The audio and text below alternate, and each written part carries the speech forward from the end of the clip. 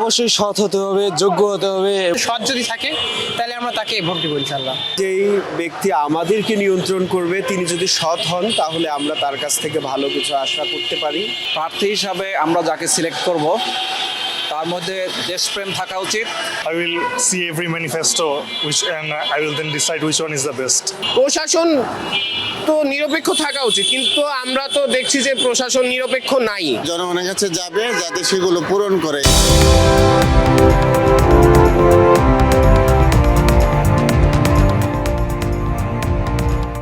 দর্শক, বাংলা এডিশনের নিয়মিত আয়োজন জনমত আপনাকে স্বাগত।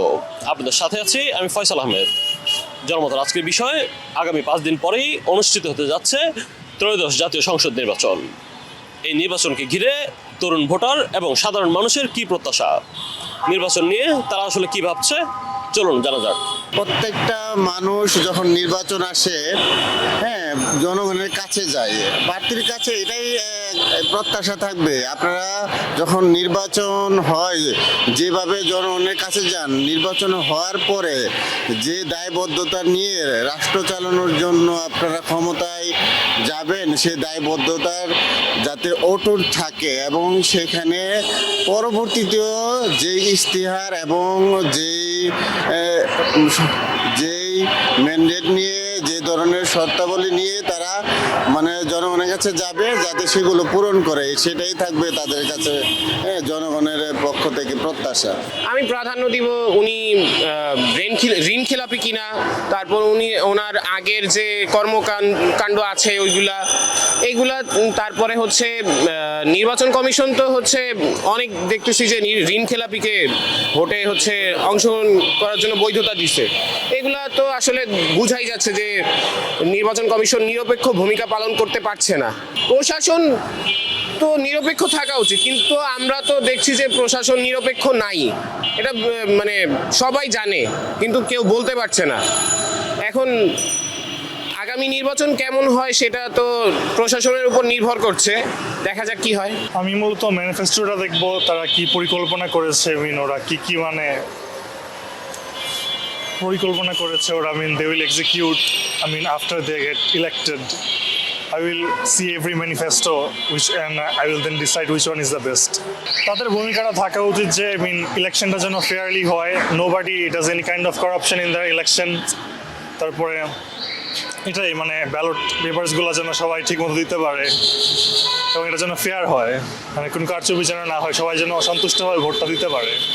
আমি মনে করি যে প্রার্থী হিসাবে আমরা যাকে সিলেক্ট করব তার মধ্যে দেশপ্রেম থাকা উচিত, মানুষের জন্য ভালোবাসা থাকা উচিত এবং মানুষের যে চাওয়া, মানুষের যে পছন্দ, মানুষের যে চিন্তাভাবনা, সেটা তার কথায়, কাজে এবং তার যে নির্বাচনী ম্যানিফেস্টোতে সেটার একটা প্রতিফলন থাকা উচিত। তাহলে আমরা বুঝবো যে আসলে সেই প্রার্থী আমাদের জন্য ভালো হবে আর কি। নির্বাচন কমিশনের যে ভূমিকা আমরা আশা করেছিলাম, আমি বলবো যে সেটা পুরোপুরি আসলে আমাদেরকে সন্তুষ্ট করতে পারছে না। কারণ আইনশৃঙ্খলা পরিস্থিতি, এরপরে ভোটের মাঠে প্রার্থীদের যে নিয়মকানুন মানার বিষয়টা, এইসব ক্ষেত্রে নির্বাচন কমিশন অনেক ক্ষেত্রেই ছাড় দিচ্ছে আমাদের কাছে মনে হচ্ছে। বাট তাদের আসলে আরও শক্ত হওয়া উচিত ছিল এইসব বিষয়ে। যে আমাদের সকল সমস্যা বুঝবে, জনগণের পাশে থাকবে, সবসময় দুর্নীতির বিরুদ্ধে থাকবে, সব দিক দিয়ে সৎ থাকবে আর কি। মেইন কথা হচ্ছে সৎ যদি থাকে তাহলে আমরা তাকে ভোট দেবো ইনশাল্লাহ। যেহেতু এবার আসলে অনেকদিন পর একটা সুন্দর ভোটার চিন্তা ভাবনা হচ্ছে, তো আমি চাই যে সকল প্রশাসন নিরপেক্ষ থাকুক, কেউ যেন কোনো দলের পক্ষে না যায়, জনগণ যেন শুধু যাকে চাই তাকেই যেন পায়। মাত্র 30% টাকায় জমির মালিক হয়ে নতুন বাংলাদেশের গড়ে তোলার স্বপ্ন দেখা বাংলা বসতি।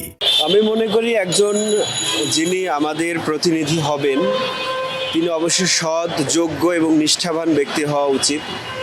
আমরা চাই যে এই ব্যক্তি আমাদেরকে নিয়ন্ত্রণ করবে তিনি যদি সৎ হন তাহলে আমরা তার কাছ থেকে ভালো কিছু আশা করতে পারি এবং তার দ্বারাই দেশ এবং জাতির উন্নয়ন সম্ভব।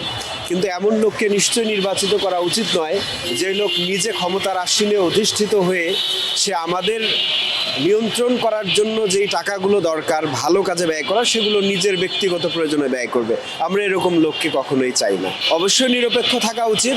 এখন পর্যন্ত আমরা যতটুকু জানি নিরপেক্ষ, তবে গতকাল ঘটে যাওয়া কিছু ঘটনা অবশ্যই অপ্রত্যাশিত, আমরা এটা কখনোই আশা করি না। আমরা আশাবাদী অবশ্যই সুষ্ঠু নির্বাচন হবে, নির্বাচনের মাধ্যমে মানুষ তাদের অবশ্যই যেই ক্ষমতা সেটি প্রয়োগ করবে, অর্থাৎ ভোটের মাধ্যমে তাদের আকাঙ্ক্ষিত যেটি ফল সেটা অবশ্যই পাবে আশা করা যায়। অবশ্যই সৎ হতে হবে, যোগ্য হতে হবে এবং সে যাতে মানুষের কাজে আসে। মানুষ যে এমন লোককে ভোট দিবে সে যাতে মানুষকে হেল্প না করে, তার কাছ থেকে চাঁদাবাজি করে এইসব যাতে না হয়। এমন একজন প্রার্থী হবে যে যাকে ভোট দিলে যেন আমরা দুনিয়াতেও শান্তি পাই আর আখেরাতেও যে আল্লাহ ভোটের উসিলায় যেন আমাদেরকে জান্নাত দেয়। এমন একজন দিনদার এবং পরহেজগার যে ইসলামের খেদমতে আসবে, এরকম একজন প্রার্থীকে আমি ভোট দিতে চাই। জি অবশ্যই একজন প্রার্থী সৎ, যোগ্য, আদর্শবান, নীতিবান হতে হবে অবশ্যই, এবং সমাজের জন্য ভালো কাজ করতে হবে এবং কি সততার সাথে, যেন জনগণ তাকে বিশ্বাস করে একটা আমানত দিবে, সে আমানত রক্ষা করার জন্য সে আল্লাহর উপরে ভয় করবে সবসময়। এই জন্য একজন প্রার্থীর এগুলো প্রয়োজন আছে। এবং কি দেখা যায় যারা এমপি নির্বাচিত হয়, ওরা নির্বাচিত হওয়ার পরে জনগণ আজ খবর নেয় না, এলাকাতে যায় না, কি জনগণ কীভাবে থাকে এগুলো খোঁজখবর নেয় না। আমরা চাই না এরকম আমাদের সেবক আসুক। আমরা চাই সদযোগ্য, আদর্শবান এবং আল্লাহর উপরে সবসময় ভয় থাকবে যে আমরা 1 টাকা যদি এখান থেকে মেরে খাই, এটা আমাকে আখিরাতে দিতে হবে। এরকম একজন নেতা আমাদের অবশ্যই দেশের জন্য প্রয়োজন। সৎ হয়, দায়িত্বশীল হয় এবং স্বচ্ছ হয়, তাহলে তার যে আসন, সেই আসনের যারা নাগরিক রয়েছেন এবং সর্বোপরি মানুষজন যারা রয়েছেন, তারা তাদের নাগরিক অধিকারগুলো ঠিকভাবে পেতে পারবেন। এবং আমি মনে করি যে একজন প্রার্থী এই সমস্ত গুণাবলী যদি হন, তাহলে দেখা গেছে যে রাষ্ট্রের সর্বোচ্চ নীতি নির্ধারণী ফোরাম থেকে যে সুবিধাগুলো নাগরিক পর্যায়ে পৌঁছায়, তৃণমূল পর্যায়ে, সেগুলো একদম সুষ্ঠুভাবে এবং খুব সুন্দরভাবে তাদের একদম দোরগোড়ায় পৌঁছানো সম্ভব। এবং যদি কেউ কনভিক্টেড আপনার কনভিকশনটা থাকে কারো যে সেবা দেওয়ার মেন্টালিটি, দায়িত্বশীল সে আচরণটা করে জনগণের সাথে, তা জনগণ প্রতারিত ফিল করবে না। তার যে প্রয়োজনটা, তার যে নিডসগুলো রয়েছে, বেসিক নিডসগুলো, এগুলো সে যখন পাবে তখন সে আসলে রাষ্ট্রের মর্যাদাবান নাগরিক ফিল করবে সে।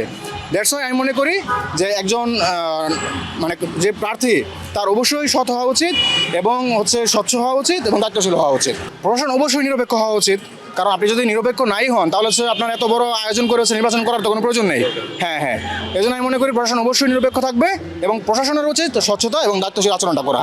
আমি অবশ্যই হায়ার পক্ষে, কারণ আমি জুলাই একদম সামনে থেকে আন্দোলনে ছিলাম এবং নট অনলি যে আমি জুলাই আন্দোলনে ছিলাম এজন্য আমি হ্যাঁ চাই, বাট আমি মনে করি যেই প্রস্তাবনাগুলো আসছে, সংস্কার পরিকল্পনাগুলো, সেগুলোর অনেকগুলো ব্যাপার যেগুলোতে নো ডিসেন্ট আছে অন্যান্য দলের, সেগুলো ব্যতীত যেগুলো সবগুলো রাজনৈতিক দল ঐক্যমত্য পোষণ করেছে, সেগুলো বাস্তবায়ন হওয়া উচিত। যেমন ধরেন প্রধানমন্ত্রী মেয়াদ 10 বছর হওয়া উচিত, এটা অবশ্যই জরুরি একটা বিষয়। এবং আপনার অন্যান্য যে ব্যাপারগুলো আছে এই মুহূর্তে সব তো বলতে পারছি না, সেগুলো অবশ্যই আমার মনে হয় যে বাস্তবায়িত হওয়া উচিত এবং হ্যাঁ অবশ্যই যেতে উচিত। দর্শক, আজ এই পর্যন্তই। কাল কথা হবে নতুন কোনো বিষয় নিয়ে। সে পর্যন্ত সুস্থ থাকুন, ভালো থাকুন, বাংলা এডিশনের সাথে থাকুন।